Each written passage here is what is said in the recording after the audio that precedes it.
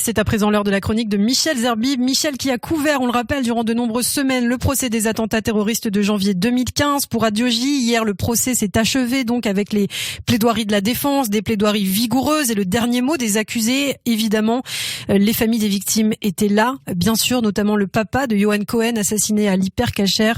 Michel Zerbib, vous êtes avec nous. Bonjour. Bonjour Ilana, bonjour à tous. C'est une longue séquence de l'histoire judiciaire qui s'est achevée hier avec les plaidoiries de la défense et selon la règle au procès des assises. Le dernier mot aux accusés. La défense de ces 11 hommes a été assurée de brillante façon par des avocats qui, à l'instar de Maître Akori, a cru devoir dénoncer ce qu'elle appelle la symétrie entre le banc des accusés et celui des parties civiles.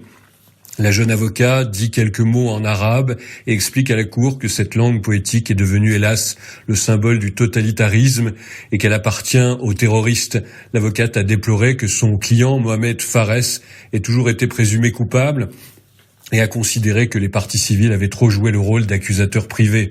Une critique faite aux avocats des victimes qui reviendra souvent. Plus précise encore, l'avocate veut prouver que Mohamed Fares a pâti de témoignages qui se sont contredits et que celui qui est censé avoir transporté des armes n'avait jamais rencontré Koulibaly, le tueur de l'Hyper-Cacher. Rien ne permet de parler de sa connaissance du projet terroriste qui caractérise l'association de malfaiteurs criminels terroristes.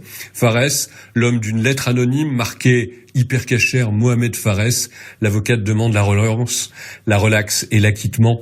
Plus ardue était ensuite la défense du dernier accusé, au double prénom et nom, Michael Nezar Pastor Altavik, l'homme qui passa la journée du 5 janvier 2015 en compagnie de Koulibaly, 2 jours avant les attentats, l'homme qui a touché les armes, retrouvé dans l'appartement conspiratif et à l'Hyper-Cacher. Pastor Altawik, dont la sœur, la nièce sont juives et qui compte pour l'accuser plus que tout, dit-il, et qui était appelé en prison. Le juif, l'homme de la secte de la buanderie de la prison de Villepinte, où plusieurs accusés s'étaient rencontrés et se seraient radicalisés au contact de Koulibaly.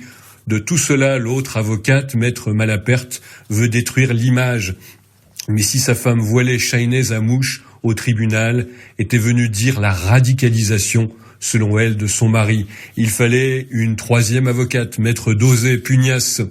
À la cour, elle dit « Vous avez raté Pastor, vous avez jugé des morts, les frères Belloussine », lance-t-elle devant le jury, et rappelle justement qu'Ayad Boumedienne, elle, est tranquille à Idlib, la jeune épouse djihadiste du tueur de Montrouge et de l'Hyper-Cacher.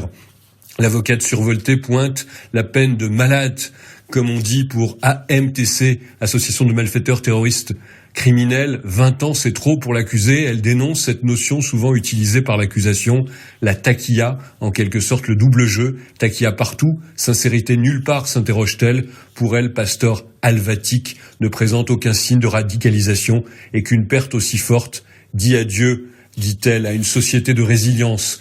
C'est Maître Dosé qui conclut donc ce procès, qui entre dans l'histoire en demandant de juger un homme qui a tant compati à la douleur des familles des victimes. À 15h40, les débats sont terminés et la parole est donnée aux accusés, leurs derniers mots avant que ne soit scellé leur sort. Et ces 11 hommes dont nous avons tant parlé depuis 3 mois, de dire leur compassion, mais d'affirmer avec plus ou moins d'éloquence qu'ils veulent être jugés pour ce qu'ils avouent avoir fait, mais pas pour le terrorisme. On citera Polat, le principal accusé, qui risque la perpétuité, qui fait un peu sourire la cour en commençant un discours appelant pêle-mêle qu'il ne connaît pas les autres, qu'il ne peut pas demander pardon pour ce qu'il n'a pas fait, des armes qu'il n'a pas vendues, et que pour les parties civiles, c'est de la vengeance, pas de la justice, dit-il. Des mots désespérés qui touchent son voisin, Ramdani, incapable de s'exprimer alors. Maklouf, lui, dit sa peur que la politique ne l'emporte sur la justice. Tous auront clamé leur innocence. Sur Radio J, je préférerais donner la parole aux victimes et à leurs familles meurtries, avec un papa si digne tous les jours du procès qui n'accepte de parler qu'à Radio J. Nous sommes en compagnie de monsieur Eric Cohen. Eric Cohen, qui êtes-vous ? Bonjour, je suis le père de Yohan Cohen, malheureusement décédé dans l'attentat d'Hyper-Cacher du 9 janvier 2015.